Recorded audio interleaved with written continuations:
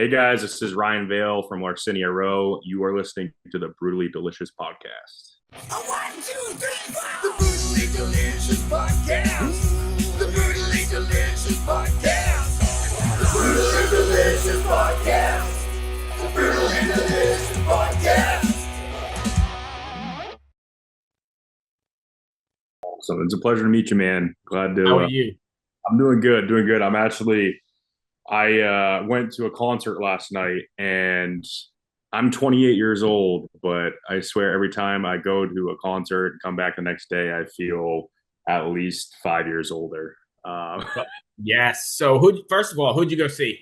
I went to the Chelsea Grin, Shadow of Oh, Intent, Signs of the Swarm, Just by Tyrant show. I'm buddies with some of those guys, so it was nice to we've go. had Signs of the Swarm on here before. Great guys. Oh yeah, Heavy.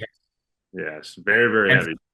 and secondly, I don't mean to burst your bubble here, but it doesn't get any better because I'm considerably older than you. And man, I go to a show down at, I don't know what the Hangar 1819, I think it's called, and to see my buddies in Troll Fest at Corporal Connie. But tell you all that just to say that overnight and back and staying for four bands, it took me like 4 days to recover. Man, horrible. It doesn't get easier.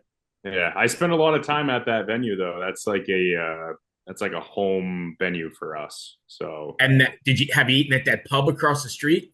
I have, yeah, it's pretty good. Holy shit, that's good. It's pretty And good. there's a bourbon joint in the parking lot. I mean, that's a really good section. Yeah, it's always a fun time there. And then you got the Sheets down the road, and then if you want to drive a little further, there's always a cookout. So We closed out actually it's called the Corner Bar, which is a block and a half away from that venue. It was open till 3, and so we walked down there with everybody and closed it out. Bad idea at my age, man. Oh yeah, yeah, yeah. Well, not a bad idea. It was fun, but I forgot about the repercussions that Oh yeah. awaited me. So let's talk about Larcenia Roe. How this is so damn heavy and so damn theatrical. I'm totally digging the lip split. I love this show because I get to meet people and learn about different music that I didn't, existed. I had no idea you guys were around, but this is great stuff. What's been the response? Response has been really good, actually better than we intended. The lip split was kind of a song that we kind of it wasn't like trolling at all, but we wanted to we're huge like fans of slam, and we've always kind of like done weird things with our music. So it was a little bit of like a different direction for us. The music video was kind of a joke in a sense. But I don't know, we wanted to just put something out where we could just do whatever we wanted. Just overly heavy. Obviously, we have the kazoo and the recorder in there, and so we were hoping people would understand that we are just kind of having some playful fun with the whole song. But it's one of those songs where it's an absolute mover when it comes to just kind of gets people in a kind of zone to move their bodies. So that's kind of what it's intended for. So live, we're very very excited to be playing that. So So you guys are pretty theatrical, right? yeah, for the most part, yeah. Like we have a lot of imagery, and we like to ride the line between uncomfortable and horror. Right. So lip split was kind of like our first little extension outside of that, where we could put a little bit of our humor in there as well, but Mhm. just put something absurdly heavy on it, and you know, people get it.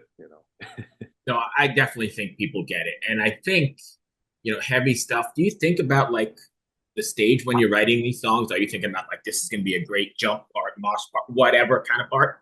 Yeah, 100%. And that's why we actually chose that song with the label. We decided to put that as one of the singles off the upcoming record, just based off of its movement that it has, the flow. It grabs your attention, and there's not really a lot of songs that sound like that. It's pretty basic when it comes to like the rhythms, but I don't know, the concoction that we put together, it definitely made. I don't know. To me, it was an easy decision to put it as a single. So also, let's stick with the songwriting for 1 second. When you're writing, are you writing with a sort of message or takeaway you want your fans to walk away from after listening to the record, or you just kind of writing and then seeing how they interpret it? A little bit of both. We certainly have intention in a lot of what we do. Like, obviously our imagery is kind of strange and unsettling.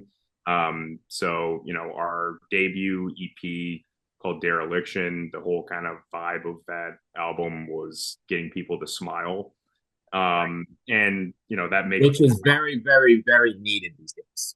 right, right. But it's also in like a sense of like it's kind of uncomfortable when you have like this dark music make somebody Hmm. smile. So Right. we find it kind of amusing. So whether it's people like thinking a part is way over the top, and if you watch reactions, like people are always smiling when they listen to our music, and that's kind of like where it all came from. So the new record, the intention is, we've got you to smile now. Our album's called Extraction, so you can kind of go with what the next tale is there. You have your mouth wide open, and we're gonna extract some stuff out of it. So the whole album is all over the place when it comes to different vibes, a little bit of like cross genre stuff. But overall, it's still pretty unique to what Larcenia Roe has always been. But yeah, the writing process, lyric wise, we do kind of ride that uncomfortable line, but also I leave things, a lot of my work and other bands as well, open to interpretation. Because I feel like people, especially in metal, like lyrics aren't as important as they used to be. The way I write vocals, it's more as an instrument. So I'm going to say some things that can guide you through it.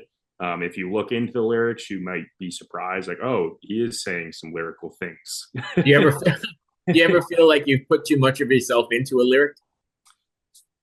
There's been times, but then there's also like I'm big on like marketing. So sometimes I'll put a line in there that just seems kind of cheesy to me, but I know it's the right decision.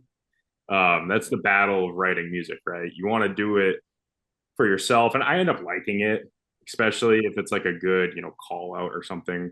But Right. call outs in deathcore, it's a lot of them are pretty cheesy. Yeah. So you got to do the thing that will get the clicks and get people listening, and then gets the mosh Right. pits going. So you do have to kind of pull, push and pull with what you personally want to do. So Um, how do you know where the dividing line is, or where that when you've crossed over or not? Like how do you straddle it? I guess is the word. yeah. Well, one, you have to trust yourself a little bit on like, all right, is this too generic? The one thing about Larcenia Row is it's not generic at all.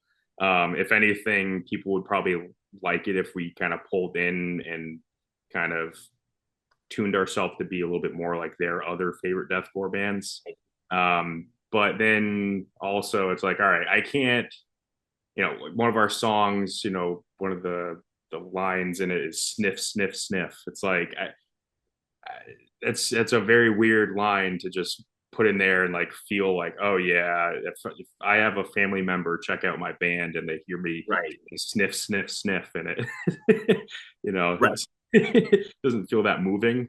Yeah. So it's a balance of like do the thing that's going to be effective, but also be creative, have fun. It's all over the place, really. Okay. So what's the plan to take this out on the road then? Yeah, so we've done some touring. We do have some shows coming up. We're actually going to be doing our album release performance at Hangar 1819 in Oh, Green. that's funny. Yep, May 16th. So it's a little over a month. Hey, side note, are you a brisket kind of guy? So barbecue is my thing. I'm a Okay. avid barbecuer. I smoke meat at least three days a week. Right. So same here. I actually just bought a new pit boss and whatever. But that's what I was going to tell you is that little place across the street. I may have had the best sandwich I ever had in my life last week. Yeah. It was their smoked brisket, but they had pimento cheese on it, blackberry jelly, barbecue sauce, lettuce, tomato, and onion. And I have no idea, but it was a culinary delight. The thing that people miss is they don't realize that fruit and barbecue go hand in hand, and so when you can add those two, it's perfect. I'm big on like for ribs and that type of stuff, that sweet, heat, put some heat on there as Right. well. Like pepper jellies, those types of things. Anyway, That's, sorry, we digressed again. I'm So a you big play food guy, so, but that's where it started off, you said? yeah. Well, so Start off? yeah, so we have the show, our album release show May 16th, and then we have some other bigger spot shows as well. But we do have some tours that we haven't released yet. So we're gonna hopefully hit some areas that we've never hit before, across the states, and then eventually, we would really like to go across seas. We've had some talks already of that. Have you not been over that way? Never. I've actually never been out of the country myself, so Oh, it's really? yeah. So it'll be a cool experience to have music take me there, rather than just a vacation. But Yeah. we'll And I'm see. sure that stuff's really popular over there as well, right? Oh yeah, yeah. A lot of our listening base, Australia, Germany, um, see like massive stream pulls from those areas. So to us, it's really important to touch those, and then the culture and the scene all together over there. It's something we want to be a part of, and eventually, hit the festivals, because Right. they do festivals on a different level over Oh, there. yeah. I've never been to one, but I need to. Yeah. So That's bucket list stuff. Bakken, or however you pronounce it, right. Wacken. That's on the top of my list someday. Eventually. Yeah, eventually. Where can fans find you? Give us all your socials. So Instagram, Larcenia Roe _. That's where you kind of see the most updates from us. We post very consistently. Spotify, YouTube, Facebook, all the standards were on there. But yeah, we have our new album Extraction coming out May 16th under Unique Leader. Very, very excited. 10 songs, our first true LP. So we have some really cool features on it. We dropped a few singles: Carolina Crowd Killer featuring Dustin from Filth. And then we had, Lip Split just drop. And then we have one more single coming out. And Does the video look as good as that one? the next video is going to be a little different. Every video is a little different. So you just never know what to expect from us. And That's good. Keep everybody guessing. Yeah. You got to stay tuned, stay alert, and Thank you, my friend. Good luck with the record. Hopefully, if you make it this way, we'll catch up with you. appreciate it, man. Let Nikki know, and I'll definitely come out to see you. Definitely will do. Right. I'll pay for it for 4 more days, but I'll be there. What you gotta do? Take care, brother. It is what it is. We'll see you, man. Bye.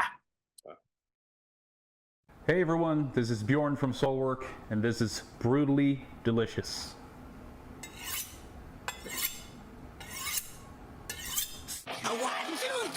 The Brutally Delicious Podcast. The Brutally Delicious Podcast. The Brutally Delicious Podcast. The Brutally Delicious Podcast. Hey there, heavy metal maniacs and kitchen crusaders. I'm Bruce Moore, the host of the Brutally Delicious Podcast, where we whisk up a blend of metal and food to quench even the most discriminate tastes. Have you ever wondered what your favorite metal musician chows down on before they hit the stage to melt your face off? Well, look no further. Here at the Brutally Delicious Podcast, we have cooking segments so brutal they'll make your oven want to headbang. From beefy, bodacious burgers, to spicy, succulent salmon, to kickin' caliente cauliflower, and more. We mix metal and culinary creations, resulting in a feast for the senses. But wait, there's more. Hey, this is Michael Monroe. Brutally delicious. Isn't that beautiful? See you down the road. Each week, I meet with the mammoths of metal for interviews that are spicier than a Carolina Reaper. Get the latest on their upcoming shows, behind-the-scenes stories, and if we're lucky enough, maybe they'll share a secret family recipe or two with us. You'll also want to check out our weekly album and show reviews, where we dice, slice, and serve up our unique takes on the latest metal releases. So grab your leather apron, crank to volume 211, and subscribe to the Brutally Delicious Podcast on your favorite podcast platform. It's sure to be a hell of a time. Oh, hey there. It's Tim from Protest the Hero. Now that you've seen my junk, I'm going to show you how to make a pizza. And you're watching Brutally Delicious. What's up, everybody? Max Cavalera, Soulfly, and you listen to Brutally Delicious podcast. Stay metal, motherfuckers.